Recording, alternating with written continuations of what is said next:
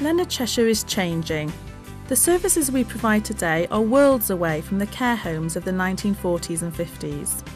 We are known for the quality of the services and for the support we have been providing disabled people for almost 60 years.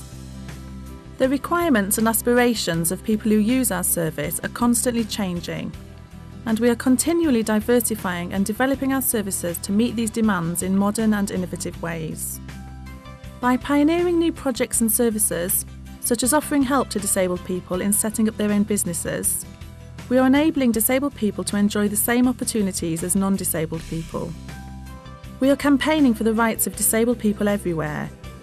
Our goal, by 2015, is to be known globally for changing society's attitudes and responses to disabled people. At a national and constituency level, we are campaigning with disabled people to ensure that those in authority listen to their views, interests and concerns.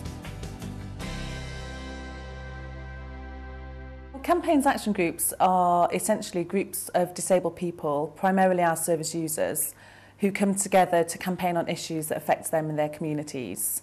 So it could be issues such as shop accessibility, public transport, access to local services. Whatever the main issues in the community facing disabled people, campaigns action groups come together to do something about it. It's about real people with real skills and real ideas coming together and looking at how they can share those and use them to the best effect.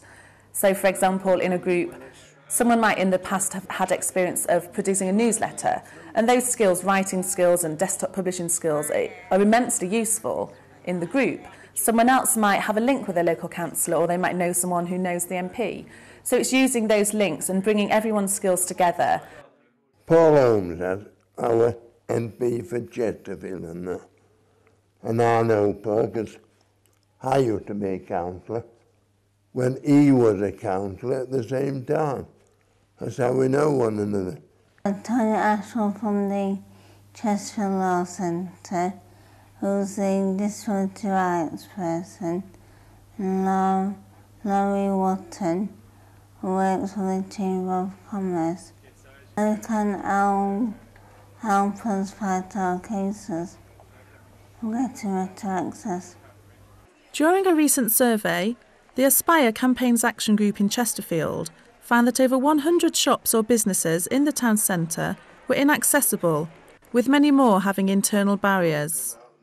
As a result, the group held an action day, raising public awareness of the access problems and collecting signatures for a letter to the Chamber of Commerce. I first went into shops and businesses where I couldn't get into. I asked if there any ways or means of accessing their property, and a few said yes and a few said no. So then I went and spoke to Tony Ashwell about it, and he liked to want to look out for. Look out for a positive attitude or a negative attitude.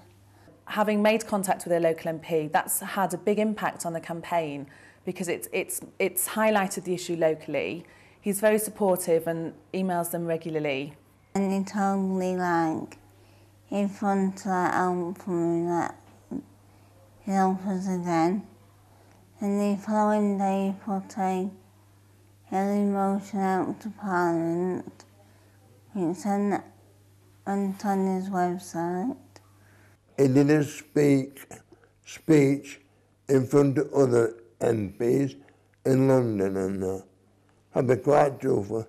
He has done, well, what he's done and said has been sufficient to us. They know who we are now.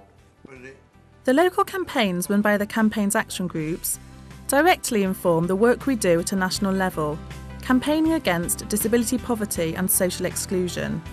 Aspire is one of the first of many local campaign action groups to be established throughout the UK. Other groups are campaigning on issues such as the state of roads and pavements, and the accessibility of banks and cash machines, as well as public transport.